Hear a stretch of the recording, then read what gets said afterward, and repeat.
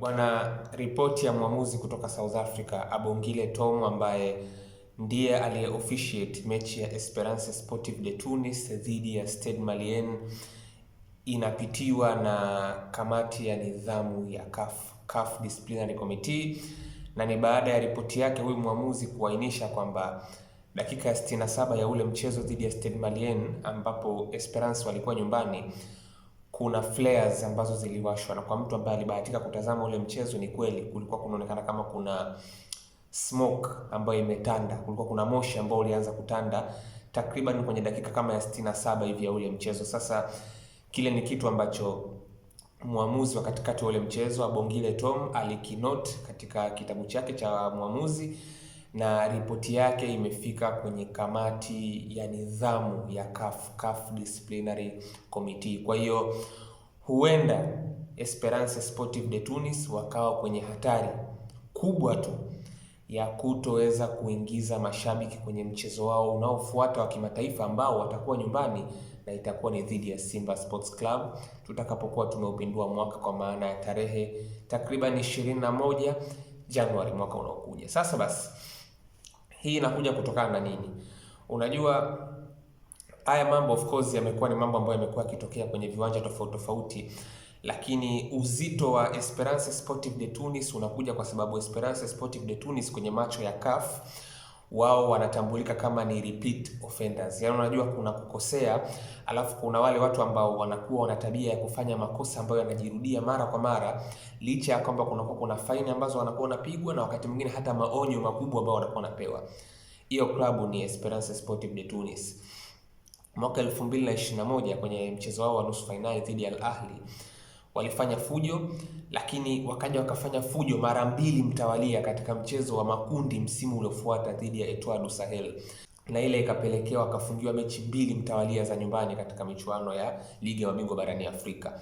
Mwezi wa 4 mwaka huu Esperance Sportive de Tunis umetoka kupigwa faini ya $150,000 kwa kufanya fujo wakiwa kwenye mchezo wao wa nyumbani dhidi ya Mamelodi Sundowns. Kwa hiyo wametoka kupigwa faini mwezi wa 4, tena sio faini ndogo, maana unajua faini za CAF of course kwa kiasi kikubwa kuna muda zinakuwa labda ni $20,000, $30,000, $1.5, maana unajua umefanya kosa kweli kweli. Yani Esperance Sportive de Tunis kiufupi walivuka kabisa mipaka kiukweli katika mchezo wao dhidi ya Mamelodi Sundowns kwenye michuano ya ligi ya mabingwa barani Afrika msimu uliopita. Sasa kwa hichi ambacho kimetokea kwenye mchezo dhidi ya Stade Malien cha baadhi ya mashabiki, kama ambavyo ripoti ya mwamuzi Abongile Tom inabainisha kwamba waliwasha flares, waliwasha ule moto kiufupi uwanjani ambao ulikuja kutandaza moshi ambao ukafanya moshi ukatanda kiufupi kwenye uwanja kuanzia dakika 67.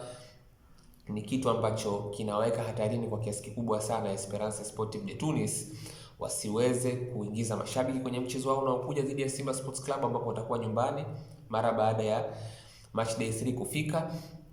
Lakini pia hata mauzo ya ticket pia yakawa limited, wakafanywa kitu kinaitwa ticket restriction, yani wakakinzwa kwenye mauzo ya tiketi yao. Baadhi ya majukwaa uwanjani yakawa yameondolewa kabisa kwenye hesabu ya tiketi ambazo zitauzwa. Sasa kwa kiasi kikubwa sana itakavyokuwa, hii inakwenda kuwa zaidi tu ni faida kwa Simba, kwa sababu hivi sasa kwa mtu ambaye amemtazama kiukweli Esperance katika michezo yake miwili ya kwanza, kiukweli performance yake imekuwa ni ya kufikirisha. Hata ukimtazama katika mchezo dhidi ya Stade Malien unamuona kabisa Esperance kiukweli hayuko katika kile kiwango ambacho kinatakiwa. Then wako kwenye pressure ya namna hii, wana alama 2 baada ya mechi 2, then waje wawe hawana mashabiki kwenye mchezo wao wa nyumbani ambao watakuwa wanacheza dhidi ya Simba. Manake hiyo inakwenda zaidi kuwa ni advantage kwa upande wa Simba. Haimaanishi kwamba mchezo utakuwa ni mwepesi ghafla tu kwa Simba, lakini kutokuwa na ile pressure ya mashabiki inacheza zaidi kwenye faida ya mgeni. Esperance ana pressure, hachezi vizuri mpaka sasa hivi, alafu akose na mashabiki wake, manake ule uwiano ambao pengine ulikuwa umepishana kwenye ile mechi kama mashabiki wanakuepo kwa kiasi kikubwa drastically unapungua. Ghafla utofauti unakuwa sio mkubwa sana, inakuwa ni mechi ambayo mkakati tu ukiwa vizuri kwa upande wa Simba inaweza kupatikana shock ambayo wanaweza wakawa wanaitamani kuelekea kwenye kujaribu kuweka mwafaka mzuri kwenye michezo yao minne iliyobaki ya ligi ya mabingwa barani Afrika msimu huu.